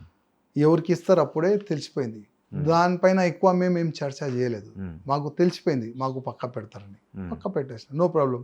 ఇప్పుడున్న బీజేఎల్పీ లీడర్ మా మహేష్ అన్నతో మేము కలిసిమెలిసి పని చేస్తున్నాం, హ్మ్. No problem. ఆయనకి మాతో ఇబ్బంది లేదు, మా నుంచి ఆయనకి ఇబ్బంది లేదు. మంచి వ్యక్తి, అది నడుస్తుంది. హ్మ్. దాని తర్వాత మీరు 2 సబ్జెక్ట్ అన్నారు. ఇప్పుడు నేను అన్నా కదా, వితౌట్ కెమెరా మీరు వెళ్తే ఇట్లాంటి ఇష్యూస్ చాలా వస్తాయి. హ్మ్. వాళ్ళకి చెప్పకుండా, హ్మ్. వాళ్ళకి అడగకుండా, వాళ్ళ నియోజకవర్గంలో వాళ్ళ పార్లమెంట్ ఏరియాలో వాళ్ళ జిల్లాలో ఏం నడుస్తుంది అది మీకు తెలిసిపోతుంది. సేమ్ నాకు కూడా అక్కడే. ఇప్పుడు మేము ఇక్కడ ఉండే ఎమ్మెల్యే ఉన్నాం. అంటే వితౌట్ కెమెరానే చెప్తారు అంటే అందరూ కలిసి బీజేపీకి అన్యాయం చేస్తున్నారు అనా? బీజేపీకి అన్యాయం కాదు, హ్మ్. కొంతమందికి అన్యాయం జరుగుతుంది. హ్మ్. బీజేపీకి ఎవరు అన్యాయం చేయలేరు, చేస్తే ఆయన పోతాడు. హ్మ్. ఆయన బీజేపీలో ఆయన రాజకీయ ఫ్యూచర్ ఖతం అయిపోతుంది. హ్మ్. కొంతమందికి మరి అన్యాయం ఓకే. జరుగుతుంది. ఈ ఒక పాయింట్. బీజేపీకి అన్యాయం చేస్తే వాని రాజకీయ జీవితం ఖతమైపోతుంది అంటున్నారు. అసలు బీజేపీలోకి అధికారం రాకుండా చేస్తుంది ఆయనే అని అంటున్నారు. మరి ఆయన బీజేపీలో అంచెలంచెలుగా ఎదుగుతున్నారుగా మీరంటున్న ఆయన. ఇప్పుడు దానిపైన ఎక్కువ నేను మాట్లాడలేను. ఆ పేరు మీరు తీయాలనుకుంటున్నారు, ఆ పేరు కూడా నేను తీయను. హ్మ్. ఇప్పుడు సమయం కూడా కాదు. మంచి సమయం వస్తే మీకే తెలిసిపోతుంది, నేను కాదు. నేను ఇవాళ ఓపెన్గా మీ ఛానల్లో మాట్లాడుతున్నా కదా, హ్మ్. నాలాగా చాలా మంది కూడా ఇదే మీ ఛానల్లో వచ్చి కూడా బాజాబ్తా పేరు సహా చెప్తారు. హ్మ్. బాజాబ్తా పేరు సహా చెప్తారు. హ్మ్. ఇంకోటి, నేను కేంద్రంకి ఒక లేఖ రాసిన. హ్మ్. ఆ లేఖలో నేనేం రాసిన అంటే, సార్ మీ ఐబీ రిపోర్ట్ తెప్పించుకోండి, తెలంగాణలో ఏమి జరుగుతుంది, హ్మ్. బీజేపీ వదిలి ఎందుకు పార్టీ నుంచి బయటికి వెళ్ళిపోతున్నారు వచ్చిన వాళ్ళు వేరే పార్టీ నుంచి, హ్మ్. ఐబీ రిపోర్ట్ తెప్పించుకోండి. హ్మ్. బయట పార్టీ నుంచి బీజేపీలో వచ్చిన వాళ్ళతోని ఎంత అన్యాయం జరుగుతుంది, హ్మ్. ఆ రిపోర్ట్ బయట తెప్పించుకోండి. నుంచి బీజేపీలోకి వచ్చిన వాళ్ళపైన ఎంత అన్యాయం జరుగుతుంది, వచ్చిన వాళ్ళపైన వచ్చిన వాళ్ళపైన వచ్చిన వాళ్ళ వల్ల బానే ఉందా? లే ఓకే, వాళ్ళే పార్టీ లైన్లోనే పనిచేస్తున్నారు కదా, హ్మ్. వాళ్ళకి ఎంత అన్యాయం జరుగుతుంది ఆ రిపోర్ట్ తెప్పించుకోండి. బీజేపీలోన సీనియర్ నాయకులు హ్మ్. ఇవాళ ఎక్కడున్నారు, హ్మ్. వాళ్ళకి పని చెప్తలేరు, వాళ్ళపైన ఎంత అన్యాయం జరుగుతుంది ఆ రిపోర్ట్ తెప్పించుకోండి హ్మ్. అని ఒక లేఖని రాసిన. ఈ అన్యాయం ఎవరి వల్ల జరుగుతుందనేది ఆ లేఖలోనైనా చెప్పారా? లేదు, రిపోర్ట్ తెప్పించుకోండి, ఐబీ రిపోర్ట్. ఇప్పుడు ప్రతి ఒక్క కాన్స్టిట్యూన్సీ నుంచి ఒక ఐబీ రిపోర్ట్ పోతుంది. జిల్లా report, constituency report, Telangana report, IB report పోతుంది. హ్మ్. ఆ రిపోర్ట్ ఇచ్చేవాళ్ళు వాళ్ళ మనిషి వీళ్ళ మనిషి కాదు, కరెక్ట్ రిపోర్ట్ వాళ్ళు ఇస్తారు. హ్మ్. ఒకవేళ ఆ రిపోర్ట్ తెప్పించిన తర్వాత అసలు తెలంగాణలో కరెక్ట్ జరుగుతుందా తప్పు జరుగుతుందా హ్మ్. కేంద్రం వాళ్ళు కూడా తెలుస్తుంది నేను అనుకుంటున్నాను. హ్మ్. మరి మరో కేంద్ర మంత్రి కూడా ఉన్నారు. మీకు ఇష్టమైన కేంద్ర మంత్రే కదా! మరి ఆయన కూడా తెలంగాణలో ఏం జరుగుతుందనేది అధిష్టానం దృష్టికి తీసుకువెళ్ళలేకపోతున్నారా? ఎందుకంటే మీరన్నారు నేను చిన్నోడిని, 3 సార్లు గెలిచిన చిన్నోడిని అని. సో, నాకు నా మాట అక్కడి వరకు వినిపించకపోవచ్చని. మరి మరో కేంద్ర మంత్రి కూడా ఉన్నారు కదా! ఆయన కూడా తీసుకువెళ్ళలేకపోతున్నారని మీరు అనుకుంటున్నారా? ఇప్పుడు మా అన్న గురించి కూడా నేను చెప్పలేను. హ్మ్.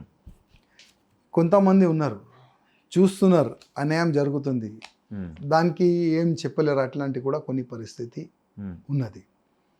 అందుకోసం ఇప్పుడు ఎవరిపైన కానీ మనం కామెంట్ చేసే అట్లాంటి సమయం లేదు.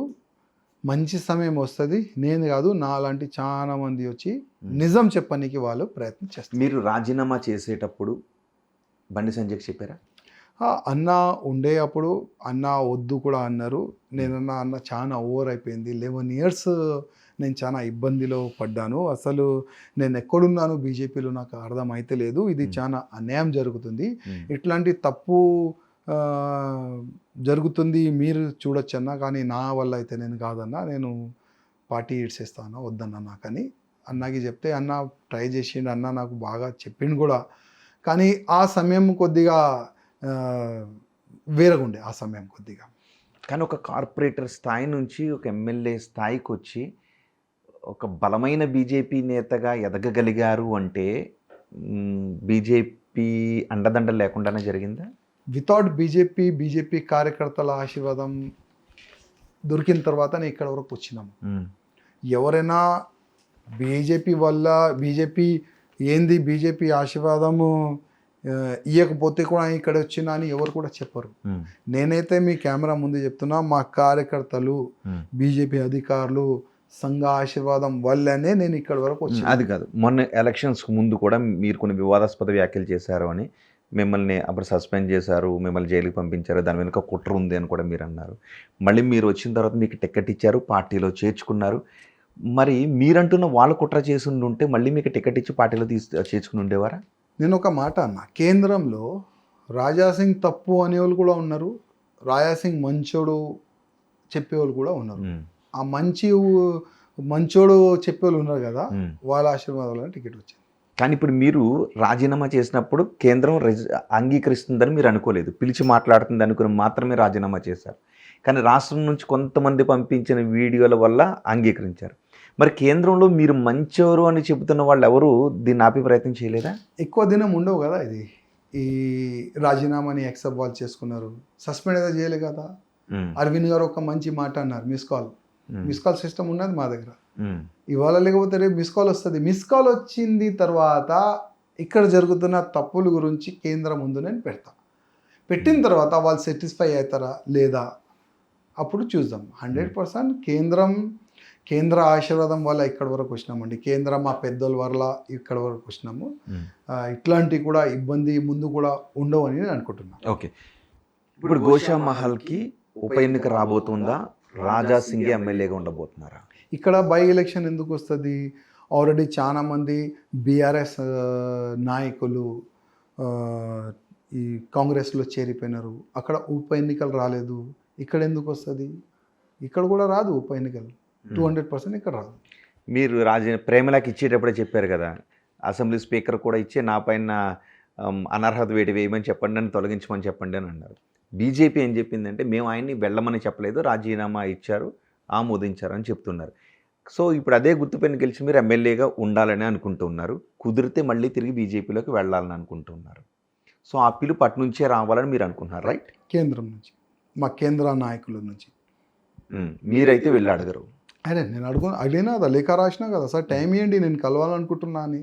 ఇప్పుడు మళ్ళీ కలవాలనుకుంటున్నారు? ఎవరిని కలవాలనుకుంటున్నారు? మా వాళ్ళు ఉన్నారు కదా, మాకు ఆశీర్వాదం ఇచ్చేవాళ్ళు కేంద్రంలో చాలా మంది ఉన్నారు, వాళ్ళకే లేఖ రాసిన. వాళ్ళ ముందే చెప్తా, వాళ్ళ ముందు ఈ మొత్తం ఏమేమి జరిగింది అది మొత్తం పెడతా. పక్కా వాళ్ళు సాటిస్ఫై అవుతారని అనుకుంటున్నా. వాళ్ళు సాటిస్ఫై అయిన తర్వాతనే బీజేపీలో మళ్ళీ చేరిపోతాను. ఓకే, ఎప్పుడు వెళ్ళబోతున్నారు కేంద్రానికి? అంటే ఇప్పుడు పార్లమెంట్ నడుస్తుంది, ఇప్పుడు ఎన్ని ఇష్యూస్ నడుస్తున్నాయి మీరు కూడా చూస్తున్నారు, మీరు కూడా కవర్ చేస్తున్నారు. కొన్ని పార్లమెంట్ నుంచి వాళ్ళు ఫ్రీ అయిన తర్వాత పక్కా వెళ్ళి కలుస్తాం.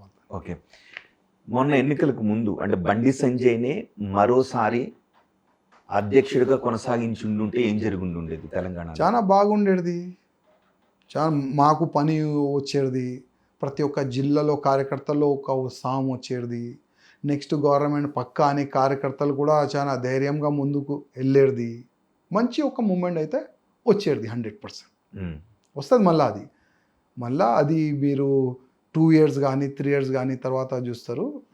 మళ్ళా ఇప్పుడు బీజేపీ అధ్యక్షుడు ఎలాగో 2 years ఉంటారు. సో ఈ 2 years దాని 2 years తర్వాత ఒక ప్రెసిడెంట్ బీజేపీకి దొరుకుతుంది. అది బండి సంజయ్ గారి రూపంలో కూడా ఉండొచ్చు. ఇప్పుడు బీజేపీ కేంద్ర పెద్దలకు మీరు ఒక విషయాన్ని చెప్పాలి అని అనుకుంటే సూటిగా ఏం చెప్తారు? బీజేపీ కేంద్ర మా నాయకులు కానీ ఇక్కడున్న మా నాయకులు కానీ అందరికీ ఒక్కటొక్క నా నివేదిక, ఒక రిపోర్ట్ తెప్పించుకోండి. తెలంగాణలో ఏమి జరుగుతుంది, ఎందుకు బీజేపీ ఇడిచి బయట నుంచి వచ్చిన వాళ్ళు వెళ్ళిపోతున్నారు, బయట నుంచి వచ్చిన చాలామంది నాయకులు ఎందుకు ఇబ్బంది పడుతున్నారు, ఒకసారి రిపోర్ట్ తెప్పించుకుంటే చాలా బాగుంటుందని నేను వ్యక్తిగతంగా అనుకుంటున్నాను. ఇంకొక విషయం, బీఆర్ఎస్ గురించి తరచు అడపాదడపా జరుగుతుంది చర్చ. అది బీఆర్ఎస్ బీజేపీలో విలీనం చేసే ప్రతిపాదన జరిగింది అని కవిత కూడా అవే మాటలు మాట్లాడుతున్నారు. అసలు ఏం జరిగింది దాని గురించి మీకు ఐడియా ఏంటి? చాలా పెద్ద ఇష్యూ. ఆల్రెడీ బండి సంజయ్ గారు, చాలా మంది నాయకులు కూడా దానిపైన కౌంటర్ వాల్ చేస్తున్నారు. దాని లోపల నా కౌంటర్ చాలా చిన్నగా అయిపోతుంది. ఎందుకంటే ఆ టోటల్ ఆ ఇష్యూస్ గురించి ఎక్కువ నాకు తెలియదు కూడా. ఇప్పుడు సీఎం రమేష్ గారు అంటారు, కేటీఆర్ గారు వచ్చి కలిసినారు, నా ఇంట్లోనే కలిసినారు, నేను వీడియోస్ పెడతా.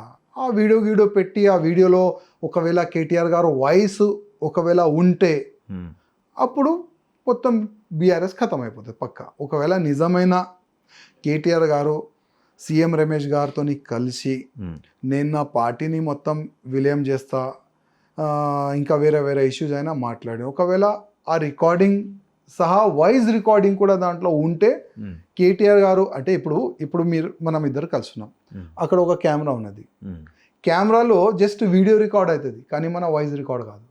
కానీ కొన్ని కెమెరాల్లో ఇప్పుడు హార్డ్ డిస్క్ ఎక్కువ పెద్ద పెట్టుకుంటే వాయిస్ కూడా రికార్డ్ అవుతుంది. ఒకవేళ అట్లాంటి కెమెరాలు సీఎం రమేష్ గారు ఫీడ్ చేపించుకున్నారు, కేటీఆర్ గారు ఏం మాట్లాడినారు అది కూడా ఆ కెమెరాలో రికార్డ్ అయింది, ఒకవేళ అది మీడియాలో పెడితే అది కేటీఆర్ గారికి ఆయన పార్టీకి చాలా నష్టం అవుతుంది. ఇప్పుడు కొత్తగా బాధ్యతలు తీసుకున్న ఇప్పటికీ, ఎందుకంటే మీరు బయటకు వచ్చినా రాజీనామా చేసి బీజేపీకి బయట ఉన్న మీ మనసంతా బీజేపీతోనే ఉంది అంటున్నారు, రైట్? అవునా? మీ మనసంతా బీజేపీతోనే ఉంది. సో తెలంగాణలో బీజేపీని అధికారంలోకి తీసుకుని రావాలనే మనసు కోరుకుంటుంది హృదయం. ఇప్పుడు కొత్త అధ్యక్షుడికి మీరు ఏదైనా మార్పులు చెప్పదలుచుకుంటే ఏం చెప్తారు? మా రామచంద్రరావు గారికి ఒక నా నివేదిక, గతంలో ఒత్తిడితోనే మీరు పనిచేసినారు, అప్పుడు మీరు సిటీ ప్రెసిడెంట్ ఉండే. ఇప్పుడు మీరు ఒత్తిడిలో పని చేయక మీరు ఫ్రీడమ్గా పనిచేయండి. ఒక ఉప ఎన్నికల్లో వస్తుంది నెక్స్ట్ 4 months 5 monthsలో ఒకటి వస్తుంది జూబ్లీహిల్స్. దాంట్లో ఎట్లయినా ఒక మంచి బీజేపీ అక్కడ క్యాండిడేట్ని పెడతారు, ఎట్లా గెలిపిస్తారు, ఎట్లా మీరు దానిపైన ఫోకస్ చేస్తారు, అది దానిపైన మీరు దృష్టి ఫ్రీ హ్యాండ్గా మీరు పెడతారని ఆ నమ్మకం ఉన్నది. అదేవిధంగా నెక్స్ట్ లోకల్ ఎలక్షన్, మళ్ళీ నెక్స్ట్ మున్సిపల్ కార్పొరేషన్ ఎలక్షన్ కూడా వస్తుంది జనవరి ఫిబ్రవరిలో. ఈ ఆల్ 3 ఎలక్షన్స్లో బీజేపీని మీరు ఎన్ని సీట్లు గెలుస్తే అంతా మీకు మంచి పేరు వస్తుంది. కానీ ఒకటే, ఒత్తిడిలో పనిచేయకండి. కొంతమంది అంటున్నారు రామచంద్రరావు గారు లబర్ స్టాంప్, ఆ లబర్ స్టాంప్ మీరు కాగండి, ఫ్రీ హ్యాండ్గా మీరు పనిచేస్తే మీకు మంచి పేరు వస్తుందని రామచంద్రరావు గారికి ఒక నివేదిక. ఇంతకుముందు మీరు అన్నారు కదా అగ్రెసివ్గా పనిచేసే వాళ్ళకి ఇవ్వలేదు అని. మీరు ఒక 4 పేరు 1 2 3 4 5 ఎవరు అగ్రెసివ్గా పనిచేసే వాళ్ళు? ఫస్ట్ వీళ్ళు, నెక్స్ట్ వీళ్ళు అని ఒక 5 పేర్లు చెప్పగలుగుతారు? చెప్పలేను. ఫస్ట్ అయితే మీరు బండి సంజయ్ పేరు చెప్తారు. మిగతా పేరు సమయం వచ్చిన తర్వాత చెప్దాం పక్క. బండి సంజయ్ గారి పేరు నేను ఓపెన్ ఎందుకు చెప్తా అంటే ఆయన పైన నాకు నమ్మకం ఉన్నది, అందుకోసం ఆయన పేరు చెప్పినాను. మిగతా నేను 4 పేర్లు చెప్తే మళ్ళీ ఆ రాయసింగ్ ఈయన మంచి ఆనా మంచి అని ఒక ముద్ర పడిపోతుంది. బండి సంజయ్ ఏంటంటే ఆయన ఎన్నో సంవత్సరాల నుంచి ఒక మంచి దోస్త్ లాగా, ఒక పెద్ద అన్నలాగా, తమ్ముళ్ళలాగా ఆయన ఉంటాడు. అందుకోసం ఆయన ఒక్క పేరు చెప్పిన. మిగతా పేర్లు నెక్స్ట్ 2 years తర్వాత మనం మాట్లాడదాం దీంట్లో. ఓకే, మీరు కూడా ప్రెసిడెంట్ పదవిని ఆశించారు కాబట్టి మీరు ఏ స్థానంలో ఉంటారు? నేను అప్పుడు ఒక సమయం జరిగింది, నేను ఎప్పుడు కూడా పదవికి ఆశ పడలేను. 11 years అయింది బీజేపీలో వచ్చి, ఈ పదవి కావాలి, ఆ పదవి కావాలి, ఎప్పుడు కూడా నేను అడగలే కూడా. నేను రాజసింగ్ గారు, మీరు ఎంతమంది అన్నారు కదా ఆఫ్ కెమెరా చాలా మందిని అడగండి అని. మీరు రాజీనామా చేసిన తర్వాత ఈ బీజేపీ నేతలందరూ మీకు కాల్ చేసి మాట్లాడారా? అందరు కూడా అన్న ఇది ఎందుకు చేసినారు, మాకేడ్చి మీరు ఎట్లా పోతారు మేము చూస్తాం, మళ్ళీ ఒకసారి మేము పెద్దలతో మాట్లాడి మీకు బీజేపీలో మళ్ళీ ఒకసారి తీసుకొని వస్తాం, అట్లాంటి చాలా మంది నాకు ఆశీర్వదించారు ఫోన్ చేసి, ఒక ధైర్యం ఇస్తారు, ఏం భయపడకండి మేము ఉన్నాం. చాలా మంది, దాదాపు 80% బీజేపీ, 80% పెద్దోళ్ళు, 80% కార్యకర్తలు, పార్టీ నేతలు కూడా మాట్లాడారు. చాలా మంది కాంగ్రెస్ వాళ్ళు కానీ బీఆర్ఎస్ వాళ్ళు కానీ. అంటే వాళ్ళు ఏమంటారు తెలుసా, రాజసింగ్ గారు మేము బీఆర్ఎస్ మేము కాంగ్రెస్, కానీ మీ పైన మాకు అభిమానం ఉంది, మీరు ధర్మం గురించి మంచి పని చేస్తారు కదా, మీరు బీజేపీలో ఉండాలి అని మేము కూడా ఆశపడుతున్నాం. అట్లాంటివి కూడా చాలా మంది ఫోన్ చేసినారు. ఓకే, అంటే మీరు బీజేపీ నేత, క్రమశిక్షణ కలిగిన బీజేపీ నేత. ఇప్పుడు ప్రతి ఒక్క వ్యక్తి దృష్టి ఏ విధంగా ఉంటుంది, రాజసింగ్ ఇట్లాంటి మనిషి ఆయన చూస్తారు కదా, ఆయన దృష్టి ఉంటుంది. ఇప్పుడు నేనైతే ఒక బీజేపీ నేతగా నేను చెప్తాను. కొంతమంది ఆయన క్రమశిక్షణలో ఉండడు, ఆయన అట్లాంటి కొంతమంది కామెంట్ చేస్తారు. ఎవరు ఏ విధంగా యాక్సెప్ట్ చేస్తారు ఆయన ఇష్టం. Right, thank you very much Raja Singh గారు. చాలా సమయాన్ని కేటాయించి తెలంగాణలో బీజేపీలో ఏం జరుగుతుంది అనే విషయం గురించి చాలా విషయాలు మాట్లాడారు. అండ్ మీ రాజీనామాకు దారితీసిన పరిస్థితుల గురించి కూడా మాట్లాడారు. రాజాసింగ్ చెప్తూ ఉన్నారు, ఒకవేళ అవకాశం వస్తే నేను కేంద్ర పెద్దల దగ్గరికి వెళ్ళి మాట్లాడతాను, నేను మళ్ళీ బీజేపీలోకి వెళ్తాను, ఆ కేంద్ర పెద్దల దగ్గరికి వెళ్ళి మాట్లాడిన తర్వాత మళ్ళీ నేను బీజేపీలోకి వెళ్ళటానికి కావాల్సిన మార్గం ఏర్పడుతుందని చెప్తున్నారు. సో ఈలోపు నేను ఒక సంస్థను స్థాపించబోతున్నాను, ఆ సంస్థ ద్వారా బీజేపీకి కత్తుల్లాంటి అభ్యర్థులను ఆ సంస్థ నుంచి తయారు చేస్తాను అని రాజాసింగ్ చెప్తున్నారు.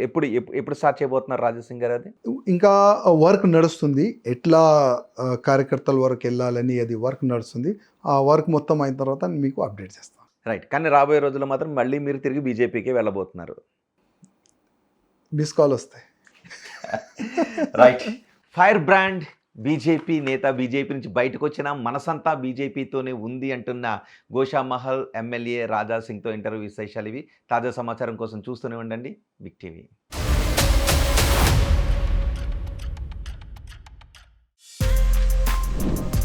For more videos like this, subscribe Big TV channel.